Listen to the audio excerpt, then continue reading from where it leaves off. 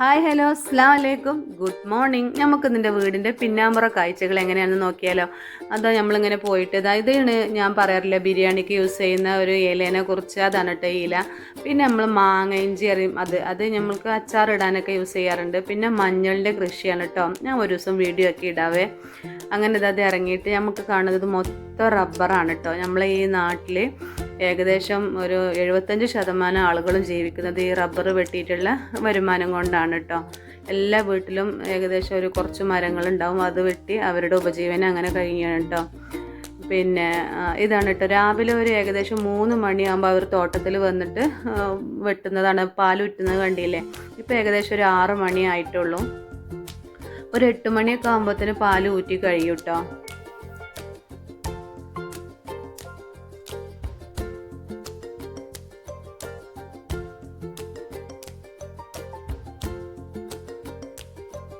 ഇപ്പം ഞാൻ ഈ കാണിക്കുന്നത് തേനീച്ച വളർത്തുന്നതാണ്.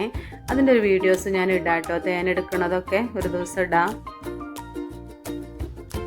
ഇനിയിപ്പോൾ നമ്മൾ പോകുന്നത് റാട്ടപ്പര, അതായത് നമ്മൾ പിന്നെ റബ്ബർ ഷീറ്റ് അടിക്കുന്ന സ്ഥലം ഉണ്ടല്ലോ, അതാണ് കേട്ടോ. ഇതാണ് ഒട്ടുപാല്. അതായത് നമ്മൾ പാല് ഊറ്റി കഴിഞ്ഞതിന് ശേഷം ചിരട്ടേന്ന് പിറ്റേന്ന് ബാക്കി ഊറ്റിയിട്ടുണ്ടാവുമല്ലോ, അതാണ് കേട്ടോ. അത് നമ്മൾ പിന്നെ കടയിൽ കൊണ്ടുപോയി കൊടുത്താൽ നമുക്കതിൻ്റെ കാശ് കിട്ടും കേട്ടോ. അതാണ് മെഷീൻ. നമ്മളിപ്പോൾ മെഷീൻ ഇവിടെ പാൽ ഊറ്റി നമ്മൾ അടിക്കാറില്ല, ഷീറ്റ് അടിക്കില്ല. പാൽ നമ്മൾ സൊസൈറ്റിക്ക് കൊടുക്കലാണ്. ഉമ്മിപ്പൊക്കെ വയ്യാതെ നിൽക്കണോണ്ട് നമ്മളിപ്പോൾ അത് അടിക്കാറില്ല കേട്ടോ. നമ്മളിതൊക്കെ മൂടിയിട്ടൊക്കെയാണേ.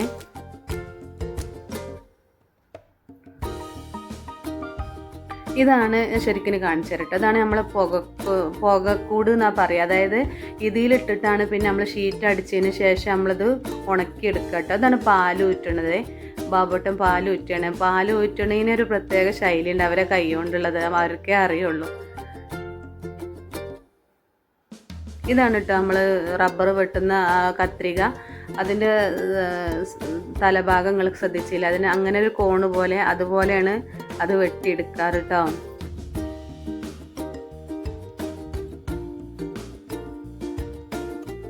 ഇതാ ഇങ്ങനെ ഈ സൈഡിൽ ഇങ്ങനെ ചെത്തി അവർ കൊണ്ടു കേട്ടോ. അപ്പം ഏകദേശം പാല് നിറഞ്ഞ് അവർ ഊറ്റാനായല്ലോ. ഇനി നമ്മളിതാ സൊസൈറ്റിക്ക് അവർ ക്യാന് കൊണ്ടുവന്ന് വെക്കും. നമ്മളിതിൽ ഊറ്റി വെച്ചാൽ വണ്ടി വന്നിട്ട് എടുത്ത് കൊണ്ടുപോകും കേട്ടോ.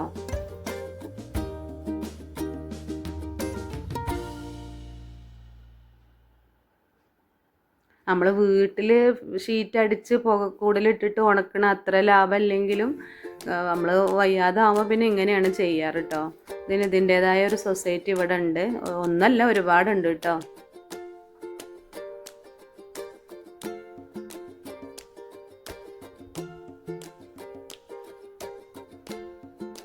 എന്താ കണ്ടില്ല, അപ്പുറം ഇപ്പുറത്തൊക്കെ തോട്ടത്തിലെ ആളുകൾ പാൽ ഊറ്റുന്ന ഒരു രംഗങ്ങളാണ് ഇപ്പോൾ നമുക്ക് രാവിലെ ഇവിടെ നിന്ന് എണീറ്റാൽ കാണുന്ന കാഴ്ചകൾ കേട്ടോ.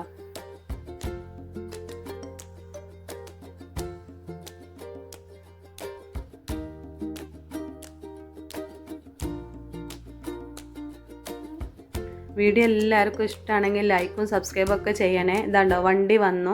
അങ്ങനെ പാലിൻ്റെ അതിൽ ഇഷ്ടം പോലെ ക്യാനുകൾ കണ്ടില്ലേ. അങ്ങനെ പാലെടുത്തിട്ട് അവർ പോവും. 1.5 ഇട്ടിട്ടാണ് കേട്ടോ ഓരോ തോട്ടങ്ങളിലും വെട്ടാറ്. മരത്തിന് അതാണ് ഒന്നുകൂടി സേഫ്റ്റി എന്നാണ് പറയാറ്. പാല് കൂടുതൽ ഉൽപ്പാദിപ്പിക്കാൻ അങ്ങനെയാണ് ബെറ്റർ എന്നാണ് അവർ പറയാറ്.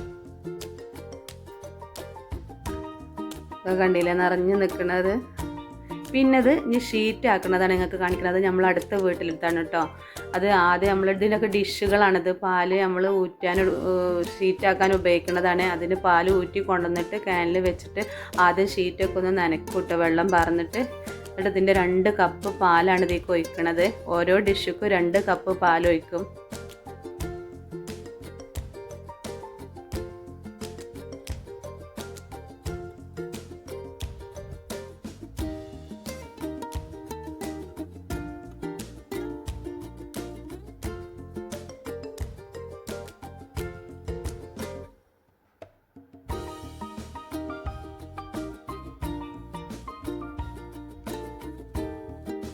നല്ലൊരു വാസന കേട്ടോ ഈ പാലിന്, പച്ചപ്പാൽ. ഇത് ആസിഡ് ഒഴിക്കണതാണ്. എല്ലാ ഡിഷുക്കും ഓരോ ഇത്ര ഔൺസ് എന്നുള്ള കണക്കിൽ ഒഴിച്ചിട്ട് അത് നല്ലോണം ഒന്ന് മിക്സ് ചെയ്യണം കേട്ടോ, എല്ലായിടത്തേക്കും എത്തുന്ന വിധയിൽ.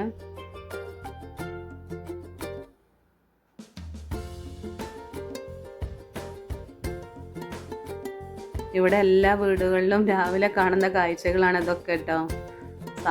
ഒരു സാധാരണക്കാർ ജീവിക്കുന്ന ഒരു ഏരിയയാണ് നമ്മളവിടെ അധികം ആൾക്കാരും.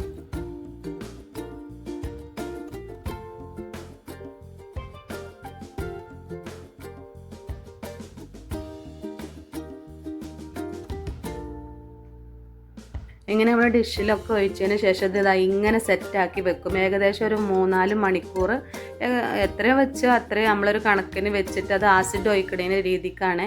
വേഗം കട്ടാക്കണം എന്നുണ്ടെങ്കിൽ അങ്ങനെ ചെയ്യും. അല്ലെങ്കിൽ ഏകദേശം ഒരു 4-5 മണിക്കൂർ വെച്ചതിന് ശേഷം പാല് നമുക്ക് ഒന്ന് കട്ടായി സെറ്റായിട്ടുണ്ടാവും കേട്ടോ. എന്നിട്ട് നമ്മൾ മെഷീനിലിട്ടിട്ട് ഇതുപോലെ എടുത്തിട്ട് അടിക്കുക, അത്രയേ ഉള്ളൂ.